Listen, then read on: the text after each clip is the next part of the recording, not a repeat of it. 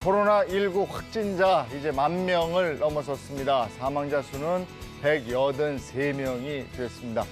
코로나19에 대해서 정부가 긴급 재난지원금을 발표하면서 굉장히 바빠진 곳이 있습니다. 바로 건강보험공단인데 보험료를 낮춰달라 이런 민원이 많아서 비상이 걸렸다고 합니다.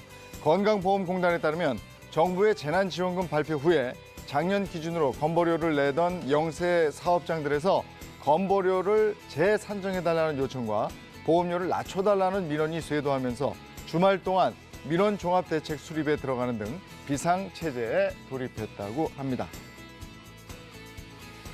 코로나19 증상이 나타난 후에도 자신이 운영하던 술집에 출근할 사장 때문에 종업원과 그곳에 온 손님들이 줄줄이 감염이 됐습니다. 경기도 평택시 미군부대 인근에서 술집을 운영하던 47살 미국인이 코로나19 확진 판정을 받았습니다.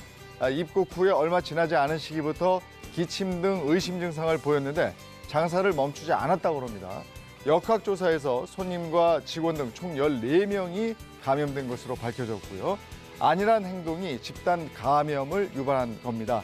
정부의 자가격리에 대한 지침 반드시 지키는 것이 필요한 때입니다. 코로나19 사태, 해외 유입이 가장 큰 변수로 작용하고 있습니다. 주말에 발생한 신규 확진자 중에서 절반이 해외 유입 사례인데 무증상인 상태에서 확진되거나 대열제를 먹고 증상을 숨긴 채 입국하는 사례도 속출하고 있습니다. 검역에서 걸리지 않고 지역사회에 복귀하는 경우에 국내 감염 확산의 불씨가 될 수도 있다는 점에서 우려가 커지는 상황이죠. 보건당국은 검역 과정에서 거짓말을 하거나 증상을 숨기는 경우에 1년 이하 징역 또는 1,000만 원 이하의 벌금을 부과하고 외국인은 강제 추방 또는 입국 금지 조치된다 이렇게 밝혔습니다. 네, 이어서 오늘 날씨 소식 전해드리겠습니다. 지난 주말에 이어 오늘도 대체로 맑은 날씨가 예상됩니다. 미세먼지 걱정도 없겠는데요. 전국 대부분 지역의 미세먼지 농도 보통 수준 예상됩니다. 이 청정한 대기질 속에 대기 건조 지속될 것으로 보입니다. 최근 전국 곳곳에 크고 작은 화재 사고 소식이 들리기도 하는데요. 오늘도 대기 건조 지속되는 만큼 야외 활동하실 때 각종 화재 사고 조심하셔야겠습니다.